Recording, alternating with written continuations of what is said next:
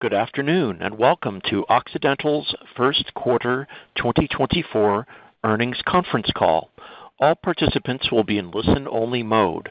Should you need assistance, please signal a conference specialist by pressing the star key followed by 0. After today's presentation, there will be an opportunity to ask questions. To ask a question, you may press star, then 1 on your touch-tone phone. To withdraw your question, please press star then 2. Please note this event is being recorded. I would now like to turn the conference over to Jordan Tanner, Vice President of Investor Relations. Please go ahead. Thank you, Drew. Good afternoon, everyone, and thank you for participating in Occidental's first quarter 2024 earnings conference call.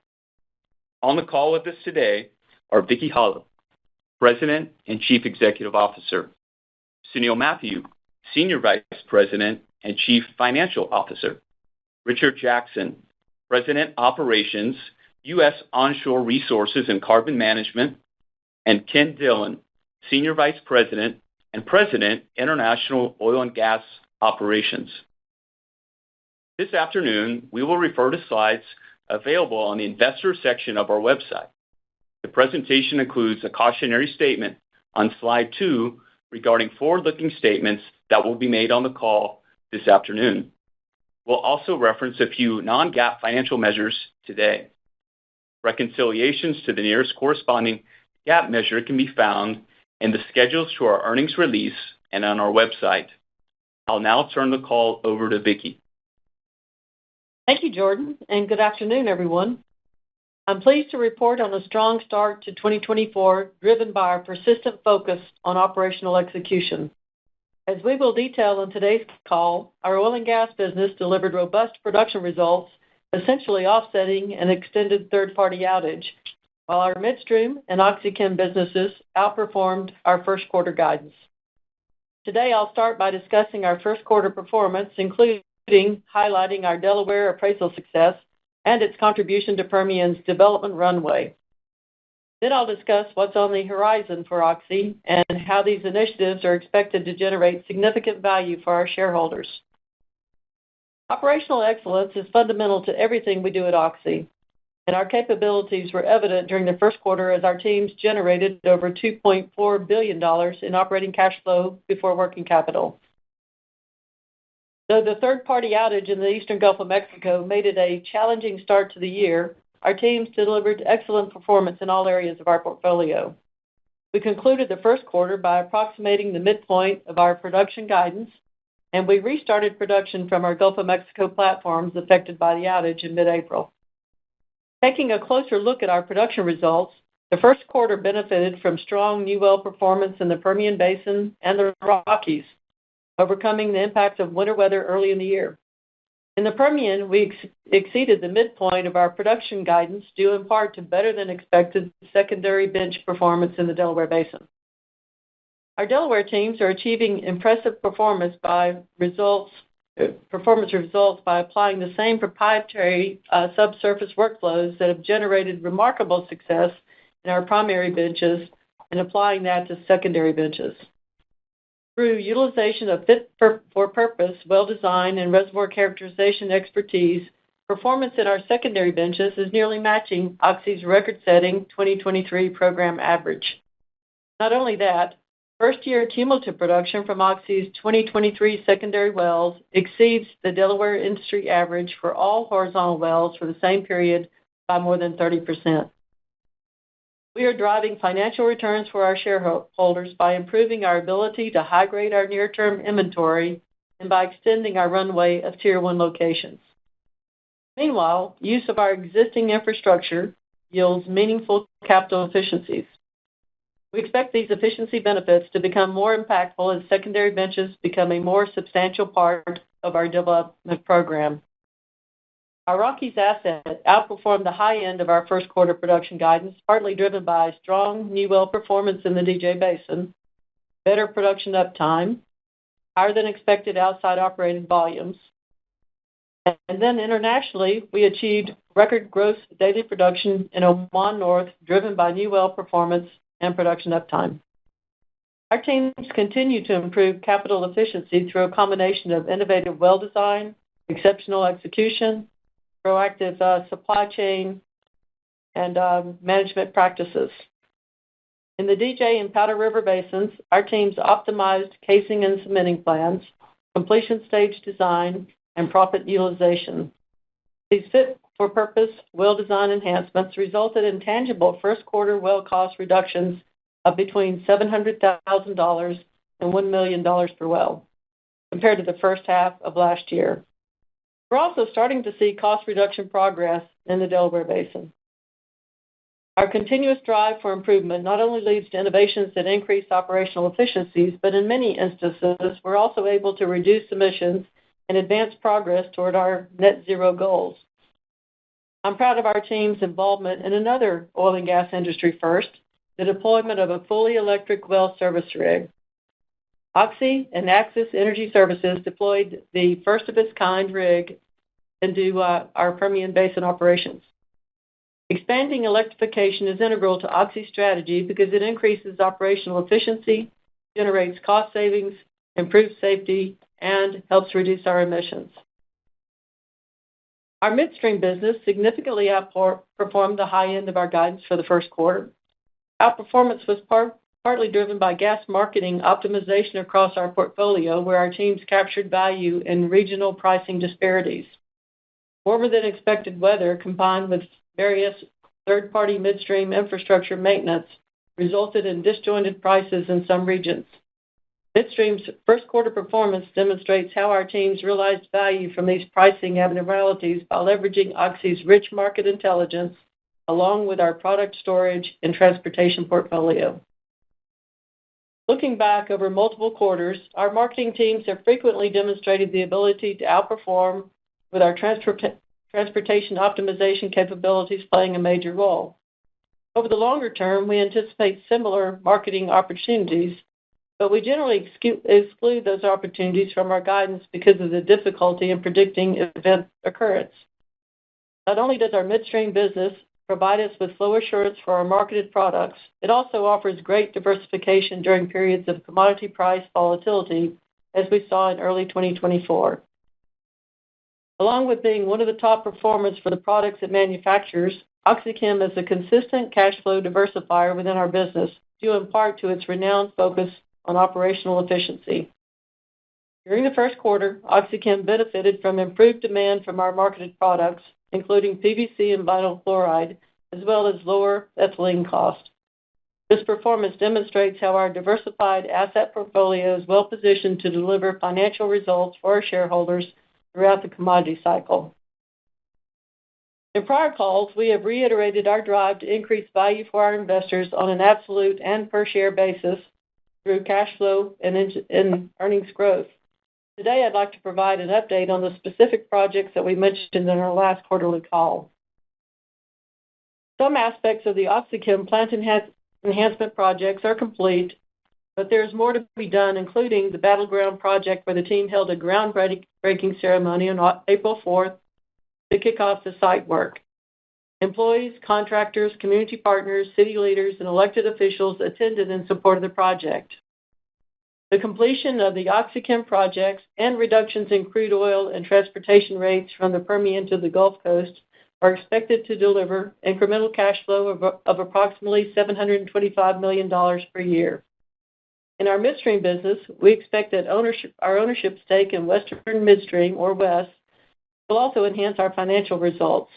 In February, WES announced an increase of over 50% to their distribution. Based on the current distribution, we anticipate that WES will contribute over $240 million of additional cash flow per year to Oxy. Additionally, we intend to increase free cash flow by repaying debt as it matures. The repayment of existing debt maturities through 2026 will result in approximately $180 million of annualized incremental cash flow from interest savings that can then be applied to further strengthen our balance sheet. Overall, we expect more than $1 billion of cash flow improvements that are independent of commodity cycles. That figure does not include our oil and gas business, which is also poised for continued financial success. As most of you know, at the end of last year, we entered into an agreement to strategically enhance our Midland Basin portfolio with the acquisition of Crown Rock. The free cash flow accretion and portfolio high grading to be enabled by the Crown Rock acquisition are expected to provide the potential for equity appreciation and acceleration of our shareholder return priorities. In our low-carbon ventures businesses, we expect to generate cash flow detached from oil and gas price volatility and further strengthen Oxy's cash flow resiliency. Construction of our first direct air capture plant, Stratos, is advancing on schedule, and during the first quarter, we were pleased to announce a multitude of carbon dioxide removal credit agreements with customers across a variety of sectors. Throughout Oxy's portfolio, we are focused on expanding resilient cash flow and enhancing shareholder value for decades to come. I will now hand the call over to Sunil, who will cover our financial results and guidance. Thank you, Vicki. In the first quarter of 2024, we generated an adjusted profit of 63 cents per diluted share and a reported profit of 75 cents per diluted share. The difference between adjusted and reported profit was primarily driven by a litigation settlement gain related to the Andes arbitration and gains on sales included in equity income, partially offset by derivative losses. We exited the first quarter with nearly $1.3 billion of unrestricted cash. We had a negative working capital change, which is typical for the first quarter and is largely due to semi-annual interest payments on our debt, annual property tax payments, and payments under our compensation plans. During the first quarter, we delivered over $700 million of free cash flow before working capital, despite third-party outage impacts to portions of our oily, high-margin production in the Gulf of Mexico. First quarter free cash flow was underpinned by outperformance in our onshore domestic portfolio and our midstream and OxyChem segments.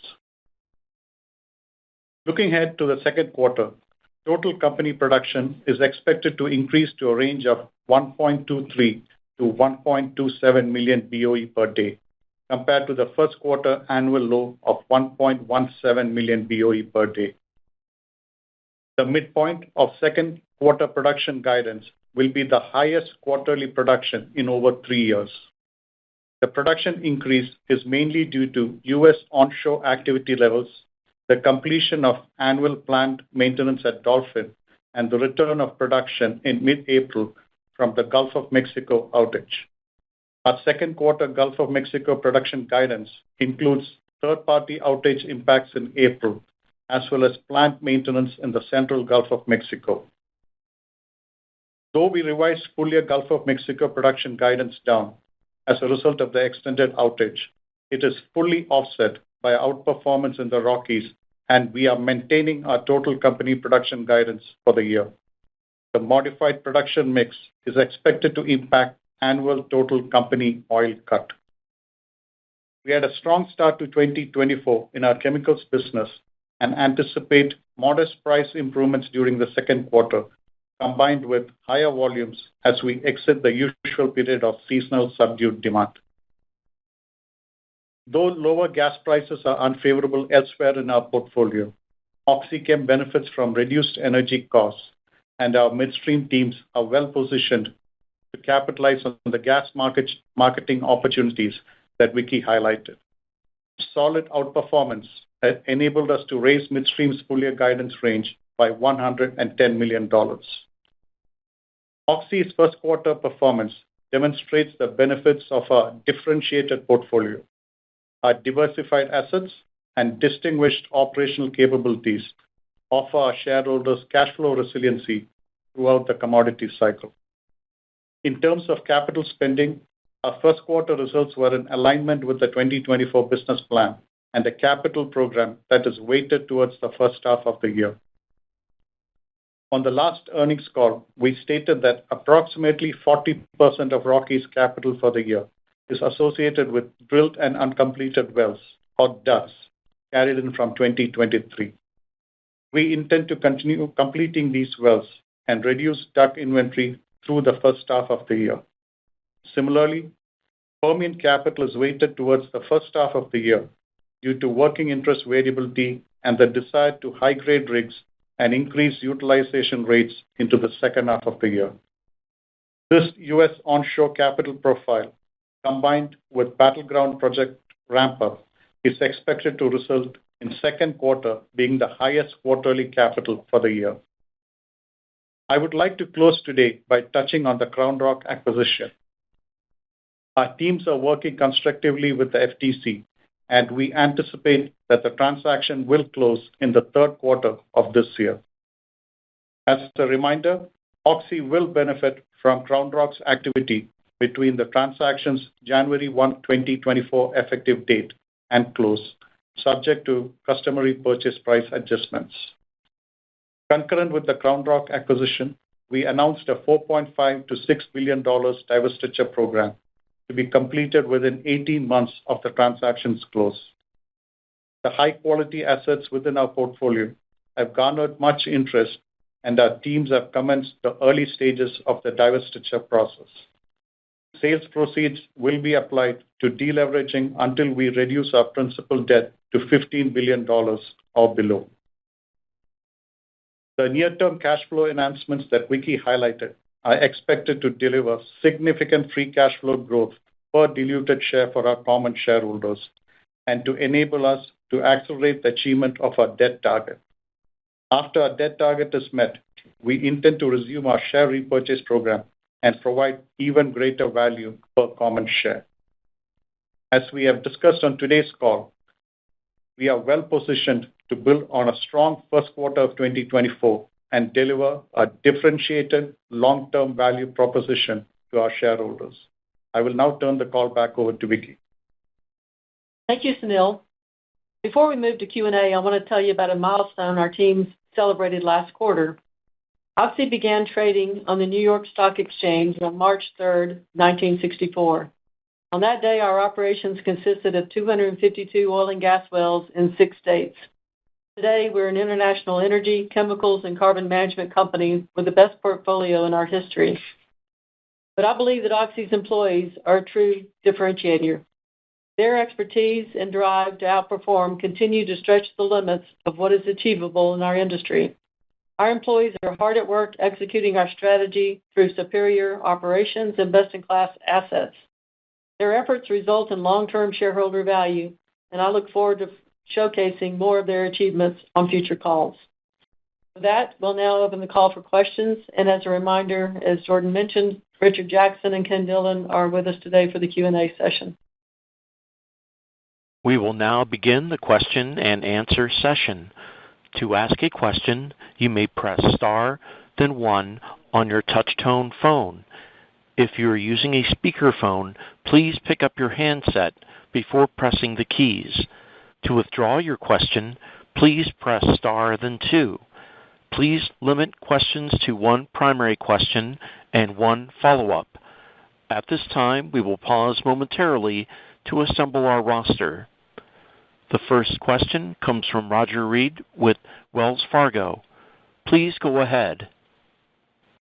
Yeah, thank you, and good afternoon. I'd like to, if we could, maybe just dig in a little bit more on the Permian outlook here, probably including the Rockies. Maybe let's just call it the lower 48.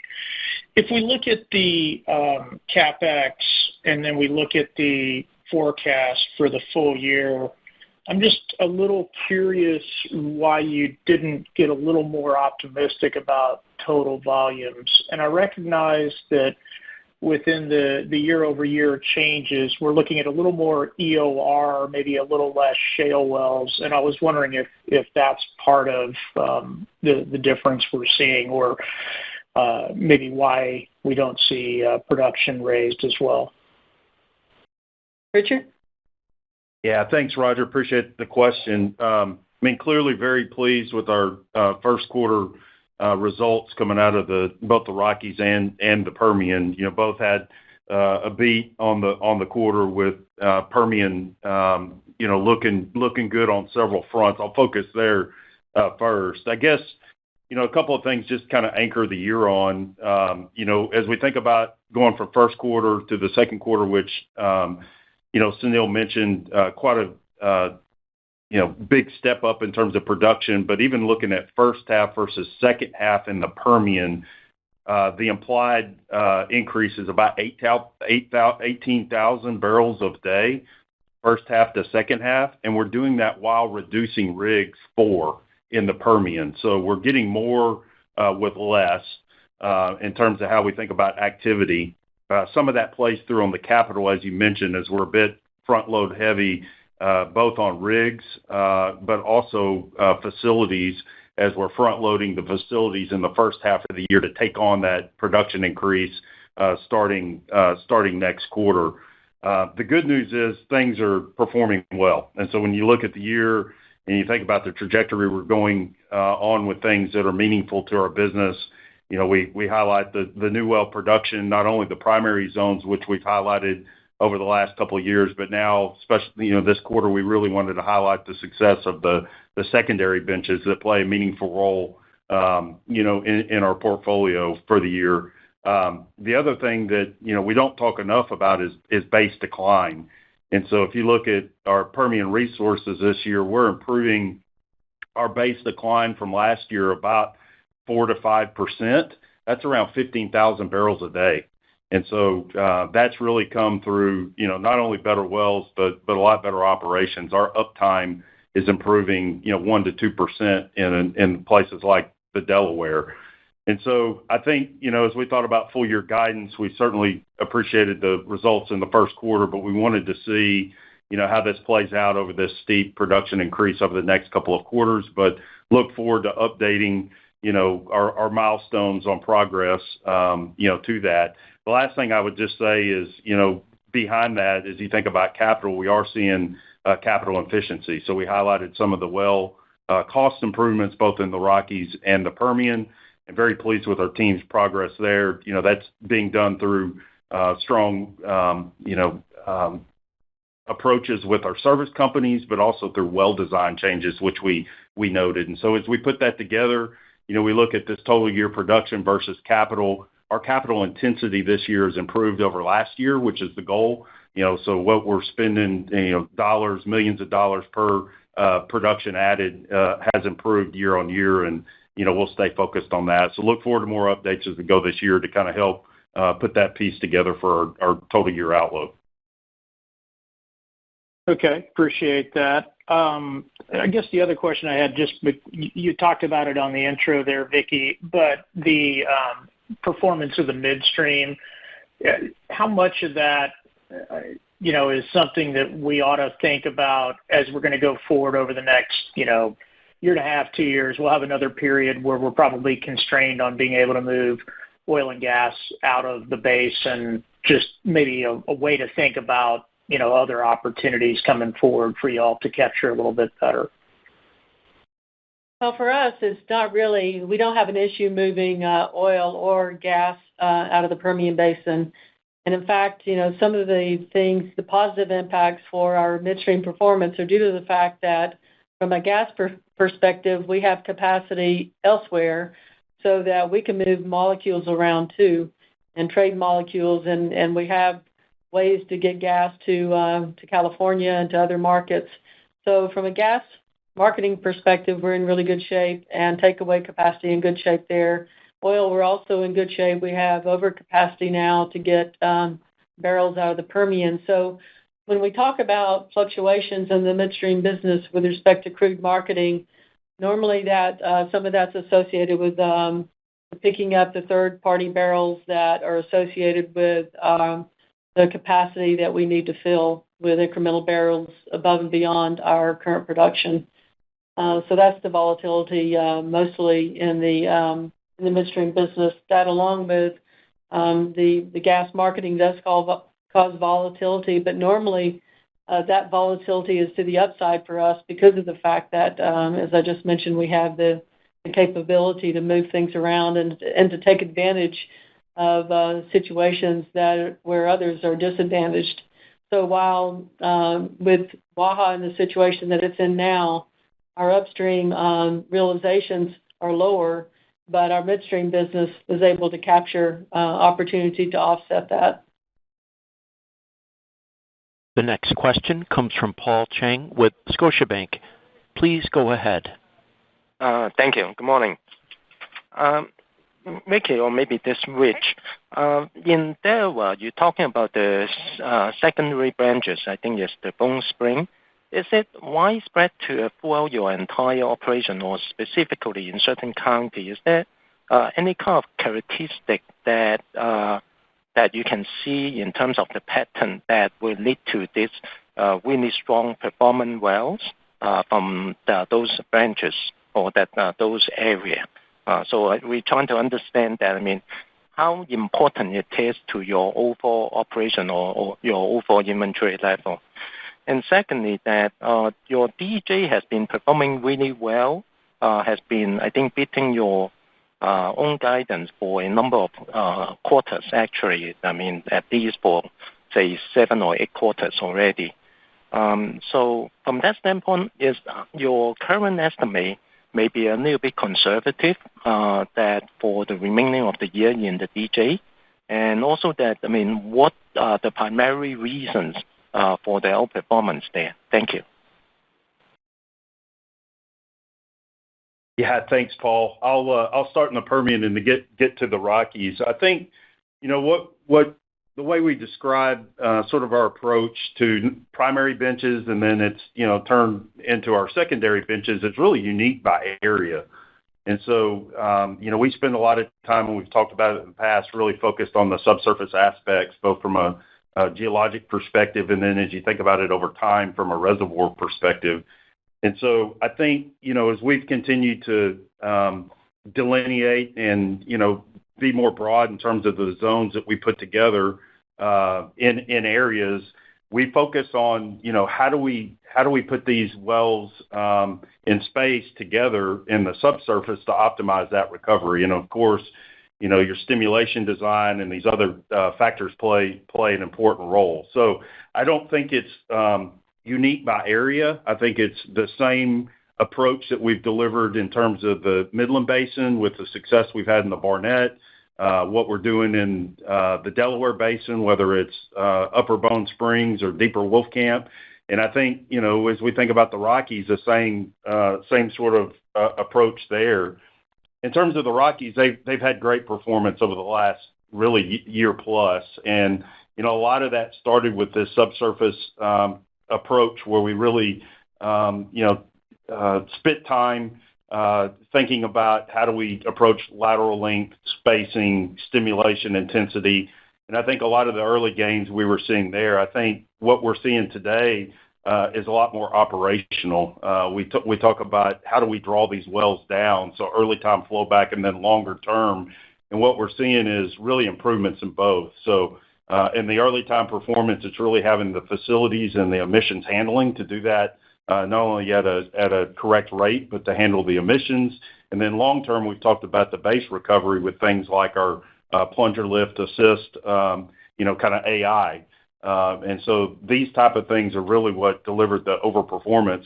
I wish I could say it was conservative. I just think they've improved so much. When you're improving, better than 20% year on year, that's sometimes tough to outlook. But I think, they've gotten more mature in terms of some of these advancements over the last year. And I think we've done a lot better job, sort of narrowing the uncertainty of those outlooks. But all the teams are still on the hook to outperform this year. We're optimistic, like I answered earlier, in terms of what we're doing in the Permian as well. So appreciate the question. Hopefully that helps.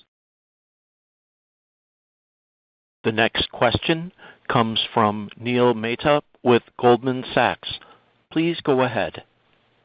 Yeah, Vicki, team, thanks for the call so far. My first question is just around non-core asset sales, recognizing we still have some time before the deal closes, but I would imagine you continue to have conversations around the divestments, and so just curious what your perspective is on the market right now and your confidence in the achievability of up to the $6 billion of non-core asset sales that many have anchored to.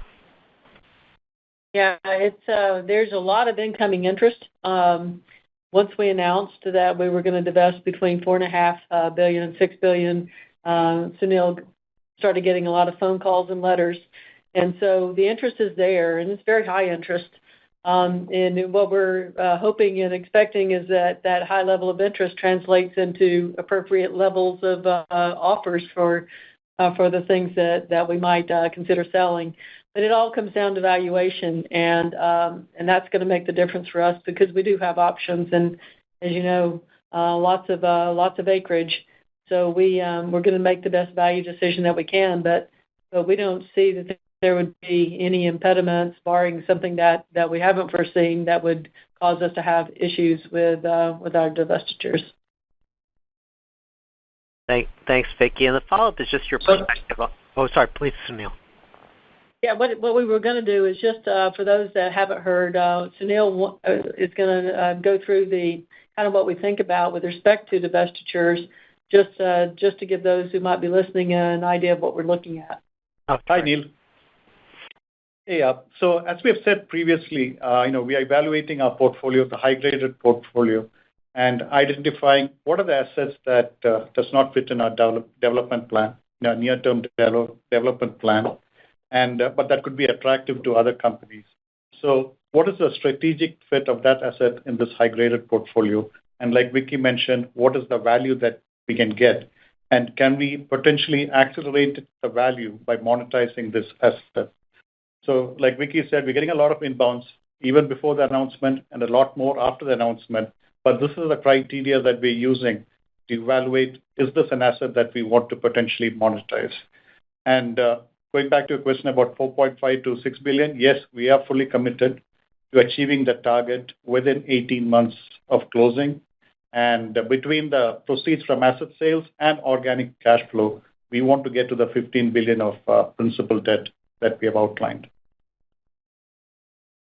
That's great perspective. Thank you, Sunil. And then the follow-up is just on Battleground. I just love your perspective on both the chlorine and caustic soda markets, and how do you think about the outlook there? And once the expansion comes online, do you think that changes the supply-demand dynamics for any of these products? Just to go back and look at what OxyChem has been able to do the last few years, when we think about pricing of PVC and caustic soda, it's we've just come out of an incredible super cycle where in 2022 we achieved our highest annual earnings ever, our second best earnings in 2021, and our third best in 2023. Now that we're into 2024, prices don't seem to be quite at the bottom, and as we were going through the first quarter, we started to see some strengthening in both caustic soda and PVC a little bit. But the reality is that that inflation in the United States, along with very weak demand out of China, because they're basically overbuilt right now in both commercial and in residential housing and buildings. So we don't see China demand getting better anytime soon. But we do believe that beyond this year, getting past our inflationary environment, that once there's some certainty around some reduction in inflation, we think the housing market is already primed for growth again. And so if we can get to an inflation level that is conducive for that, we'll certainly start seeing recovery in prices here in the United States. The international market, and we do export, so the international market impacts us, and so we'll continue to see some pricing challenges in that market. But ultimately, getting beyond this year in the next 18 months, I do believe that, and driven by India and other places, that we'll see growth in demand again, and that we'll start seeing prices going back up. So we're feeling like we're probably at a bottom right now. The next question comes from John Royal with J.P. Morgan. Please go ahead. Hi, good afternoon. Thanks for taking my question. So just thinking about the $400 million from midstream contract roll-offs, how much of the better terms baked into those numbers are you modeling that's locked in today? versus what you're just kind of expecting? And to the extent it isn't locked in, what's your level of confidence that the terms won't move the other way as we get closer to the roll-offs? I'm sorry, could you repeat that question a little bit? We had some disturbance. Mr. Royal, could you pick up, if you're on a speakerphone, pick up a handset by any chance? Is this better? Can you hear me now? I think that is better. Yes, Go ahead, sir. Please repeat your question. Okay, apologies for that, Vicki. So just thinking about the $400 million from midstream contract roll-offs, how much of the better terms baked into those numbers is locked in today versus kind of what you're expecting? And what's your level of confidence that to the extent it's not locked in, that it might not go the other way before you have to renegotiate? I have high confidence that we'll achieve the $400 million, and some of that we're already seeing today. And I do believe that we wouldn't, trust me, we wouldn't say it if we weren't pretty confident that we'll get it. And John, it's this confidence that actually helped us increase our cash flow, incremental cash flow from $350 to $400 million. Yeah. Yep, fair enough. And then apologies if I missed anything on this, but I was hoping you could get into the 2Q OpEx guide a little bit, which is somewhat flattish with 1Q despite higher production with the GOM back up. So it looks like a numerator issue and not a denominator issue. Just maybe any color there on the OpEx guide. I think the OpEx guide was driven mostly by the impact of the Gulf of Mexico production and the production coming back on. I don't see any differential there. Do you? No, I think that's right. We're seeing improvement with Gulf of Mexico production coming back. But again, like I mentioned in my prepared remarks, the second quarter does include some impact from the pipeline outage, and we also have a planned shutdown in central Gulf of Mexico. So by the time you get to the third and fourth quarter, you should see an improvement in the operating cost. Yeah, John, just to add to that trajectory, Q1 actuals were at $10.31 for U.S. LOE, and we're outlooking $10.10 in the second quarter. The next question comes from Neal Dingmann with Truist. Please go ahead. Good afternoon. Thanks for the time. Vicki, my question's on your Permian D&C plans, particularly around slide 24. I like what you're showing there. You all suggest, I guess, running about 21 rigs this year on average. This is kind of something you talked about after running, I think it shows, what was it, 24 in the first quarter? And I'm just wondering, trying to get a sense of the cadence, would it just be a sort of typical ramp down? And I'm also wondering if your operational efficiencies continue to be as good as they've been, would you let some rigs go and continue kind of with that production plan, or would you maybe just ultimately end up producing more? Yeah, perfect. Appreciate the question. Like I mentioned earlier, the plan is to ramp down just sequentially kind of as we go into the second half of the year. And really that's been, the plan since we poured it and came out. So we are seeing good operational efficiencies. I'd say time to market really in every area is slightly improved. So we'll consider that as we go into the year to just kind of understand how that may accelerate any capital and how we want to respond to that. I would say one thing that has played out well, we noted, these cost improvements and, a couple of things to note, beyond just operational efficiencies, we are seeing some good outcomes as we work with our service providers like frac. And so we've been able to kind of as we relook and hit that more levelized, let's say, balance and activity in the second half of the year, our utilization is going up about 10% on our frac core. So that's more pumping hours per year. And that's both good for us, but also good for our frac providers in terms of how they manage their business. And so those type of things are delivering these savings, which we think will pace well, even with some acceleration in our operational efficiencies. So, as the cadence goes this year, we're heavy on D&C to start the year and facilities as well. Like I mentioned, and really in that back half of the year, you'll see that capital drop and you'll see the production increase. And so, looking forward to that. And then that should set us up at a much more level-loaded and optimized pace going into 2025. And so obviously we'll have options, depending on where Vicki wants to take us with our capital program, but that's sort of the thinking going into this year and into next. And that's what I was looking for, Richard. And then, Richard, quick follow-up on the Permian for my second. How do you view the typical, these days, you're doing great on both, but your typical Delaware versus Midland well economics? Why I ask is just looking at the curves you all show on slides 25 and 29, which is, again, I think you're towards the top. I think you're showing around 450,000 BOE in the Del after a year versus around 250,000 in the Midland, which, again, knowing that they're cheaper wells, just want to maybe in broad strokes how you think about the difference in the economics. Yeah, I mean, you're saying it right. I mean, I think, and it's the same way we think about these primary and secondary benches, even in the Delaware. That the cost matters, and it's not only the drilling and completion costs. You can look at a little bit shallower, a little bit different drilling in the Midland Basin, leading to lower drilling and completion costs. Same for the secondary benches in the Delaware. You get a little shallower into the Bone Springs, they're cheaper. And so that certainly you see it play through on the DNC.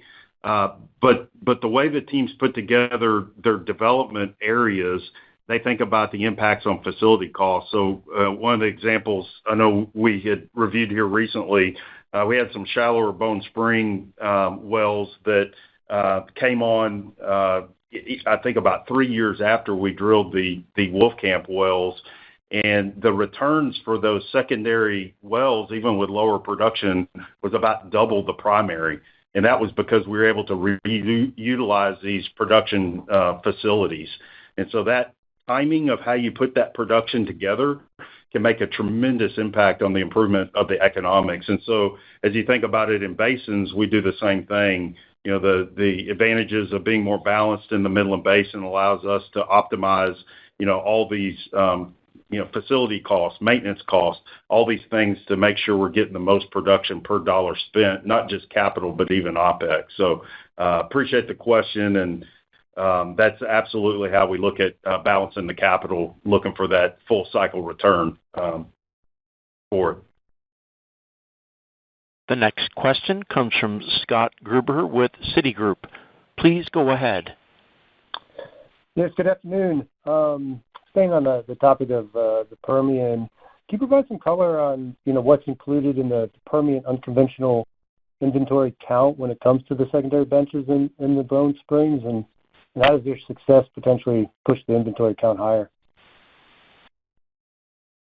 Yeah, I'll just maybe give you some perspective on how we're thinking about our inventory in general in terms of how that's going, and I can address some of the Bone Spring. So the last couple of years, we've been able to more than replace the wells drilled with improvements in inventory, which come in two buckets. One is appraisal activity, which I'll give you a little color on in terms of Bone Spring to your question, but also production improvement and cost reduction. So both of those things not only add inventory, but they move it, we call it to the left, but gets us to, less than 60, less than 50, and then ultimately what we're going for, less than $40 break-even inventory.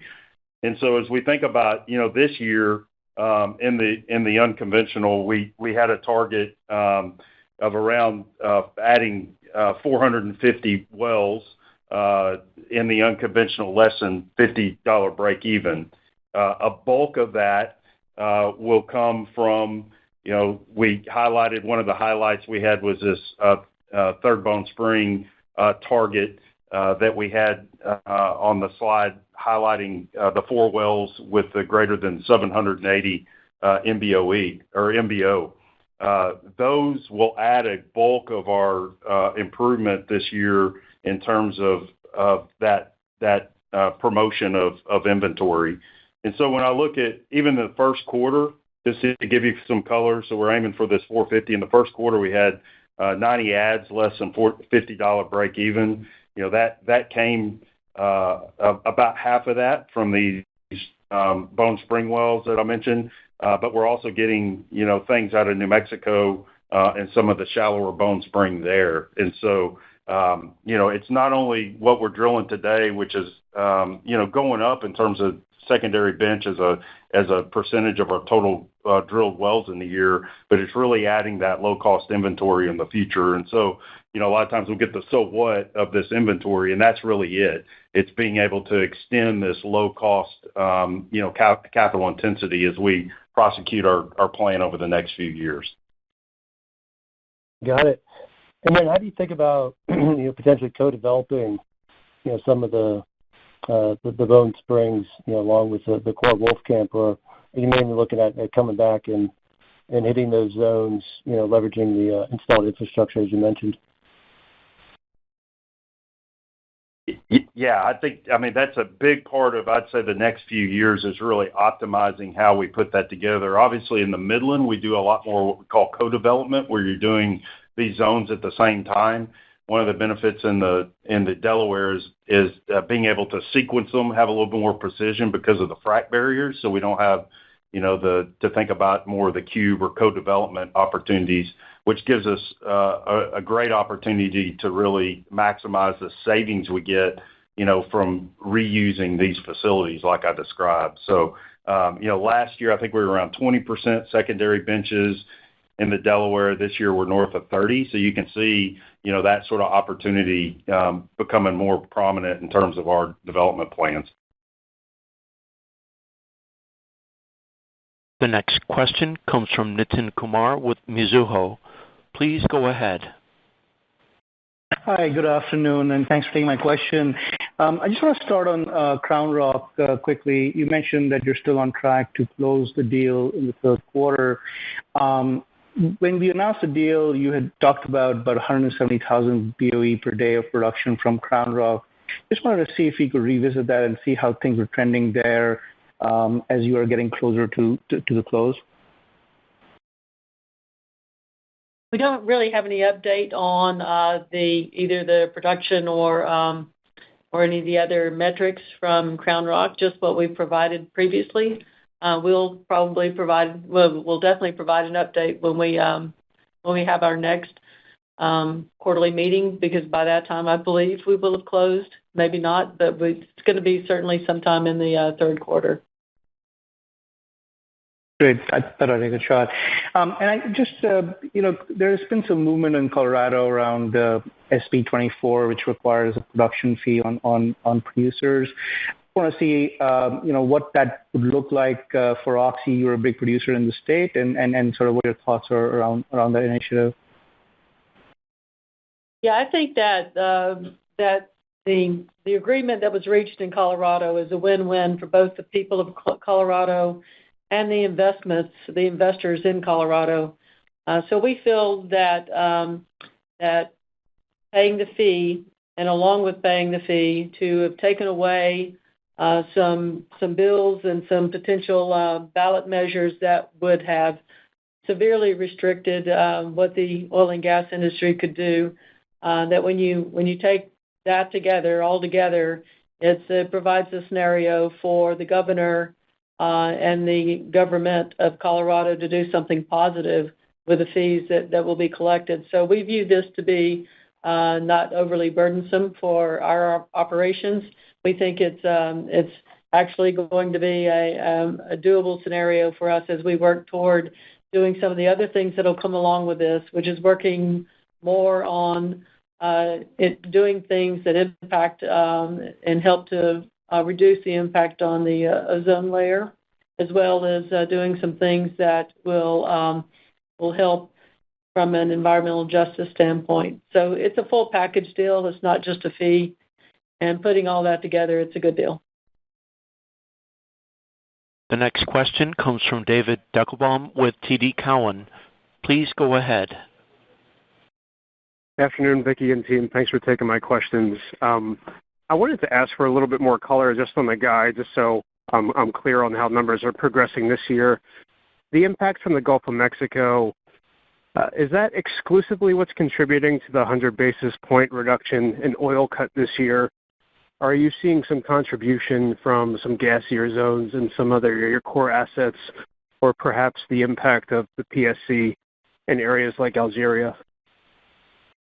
No, it was almost entirely due to the Gulf of Mexico shutdown. There's really nothing else trending differently that we have in our portfolio. Appreciate that. And then maybe just to follow up on the discussion around deleveraging and non-core asset sales. It sounds like on this call you might be emphasizing more the cash flow returns that you would be otherwise receiving from some of these assets that maybe the market has flagged as divestiture candidates.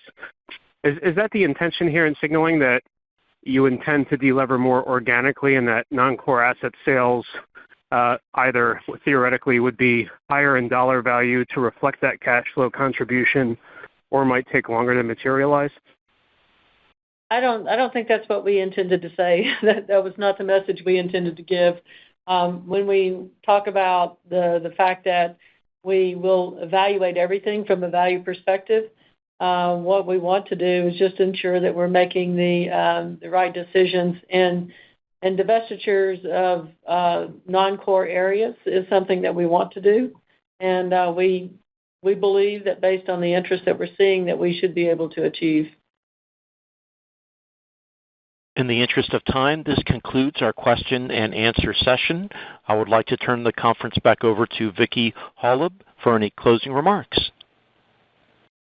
I'd just like to thank you all for your questions and for joining our call. Have a great rest of your day. The conference has now concluded. Thank you for attending today's presentation.